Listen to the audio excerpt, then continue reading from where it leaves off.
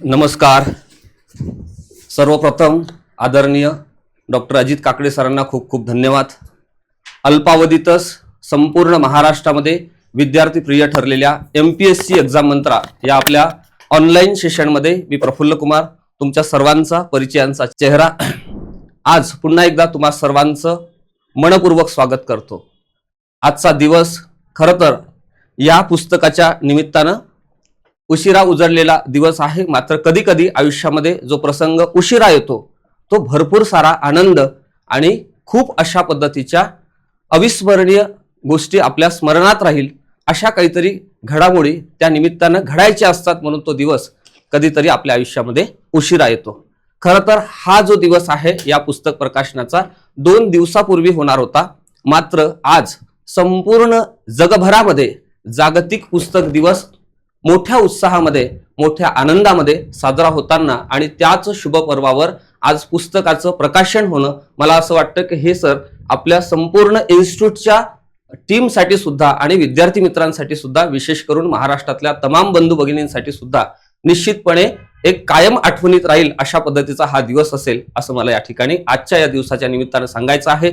म्हणून आपल्याही कुठेतरी यश अपयशामध्ये जो काही गॅप आहे तो गॅप जर वाढत असेल तर आपण कुठेतरी नाराज न होता येणारी जी काही संधी आहे 31 मेची असेल 14 जूनची असेल त्या ठिकाणी आपली रँक निश्चितपणे चांगली येईल. मागे जो निकाल आपला गेलेला आहे त्यावर आपण विचार करण्यापेक्षा येणाऱ्या निकालामध्ये निश्चितपणे 2-3 मार्काची अजून भर घालण्यासाठी हे 4 माही सरांनी आज रोजी जागतिक पुस्तक दिनाच्या शुभ पर्वावर प्रसिद्ध केलेला आहे. आणि अतिशय ज्याला सरांनी आता सूरज सरांनी सांगितलं तुम्हाला की फापट पसारा वाचण्यापेक्षा खूप कमी पेजेसमध्ये खूप चांगलं कंटेंट आणि मोजकस जे परीक्षेला येऊ शकते अशा पद्धतीचं कंटेंट आपण यामध्ये कलेक्ट करून दिलेलं आहे.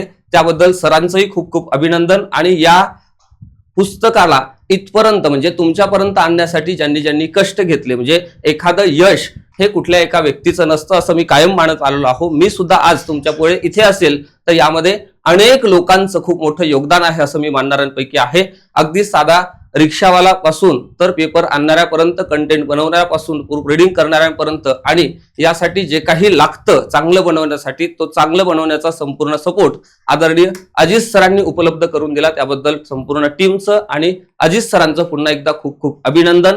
आणि 13 एप्रिल 2026 ला मंत्रिमंडळाचा जो निर्णय झालेला आहे की येणाऱ्या काळामध्ये जो काही संवर्ग आहे त्या संवर्गामध्ये खूप मोठ्या प्रमाणामध्ये भर पडणार आहे, विविध सेवांमध्ये सुद्धा भर पडणार आहे. आणि त्या सगळ्या पूर्वसंध्येवर मार्केटमध्ये जे काही चांगलं कंटेंट येत आहे, म्हणजे आम्ही तयारी करत होतो तो कालखंड आणि आत्ताचा काळ यामध्ये खूप मोठं अंतर आहे. एखाद्या स्पर्धात्मक परीक्षेमध्ये एका वर्षात जर यश मिळवायचं असेल तर आता ही बाब खरं तर अवघड राहिलेली नाही आहे, कारण मार्केटमध्ये असं विषयच नाही आहे की ज्या विषयाचं कंटेंट मार्केटमध्ये चांगलं अवेलेबल नाही आहे.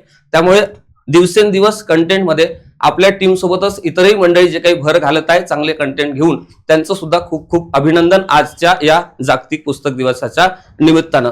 येणाऱ्या काळातल्या तुमच्या सगळ्या परीक्षांसाठी खूप साऱ्या शुभेच्छा देतो. आणि 2026, 27, 28 हे तुमच्या स्वप्नपूर्तीचं वर्ष आहे. ज्यांनी यावर्षी तयारीला सुरुवात केलेली आहे त्यांच्यासाठी 27 मध्ये टार्गेट ठेवा. आणि ज्यांनी या अगोदर वेगवेगळ्या परीक्षा दिल्या मात्र या परीक्षेमध्ये कुठेतरी आपल्याला यश मिळालेलं नाही तर तुम्ही कुठेतरी दार ठोठावणं अपेक्षित आहे, ही बाब या ठिकाणी लक्षात घ्या. हे जे क्षेत्र आहे आपलं महाराष्ट्रातलं स्पर्धा परीक्षेचं क्षेत्र, विशेष करून मी तुम्हाला सांगतो हे दिल्ली पॅटर्न सारखं चालत नाही. याला थोडा भावनिक अँगल आहे. इन्स्टिट्यूट कुठली असू द्या, एज्युकेटर कुठलाही असू द्या, त्याच्या समोर पहिल्यांदा 1 नंबरवर विद्यार्थी असतो. हे क्षेत्र व्यावसायिक क्षेत्र नाही, हे मी जवळून पाहिलेलं आहे. त्यामुळे जिथे जिथे तुम्हाला अडचण जात असेल, तुमचे सगळे सिनियर्स असतील, सिलेक्ट झालेले अधिकारी असेल किंवा सोबतच एज्युकेटर असेल, संस्था चालक असेल, हे सर्वात पहिल्यांदा महाराष्ट्रामध्ये इझिली अवेलेबल होतात सर. आपण दक्षिण भारतामध्ये पाहिलं असेल, मी सुद्धा होतो हैदराबादला,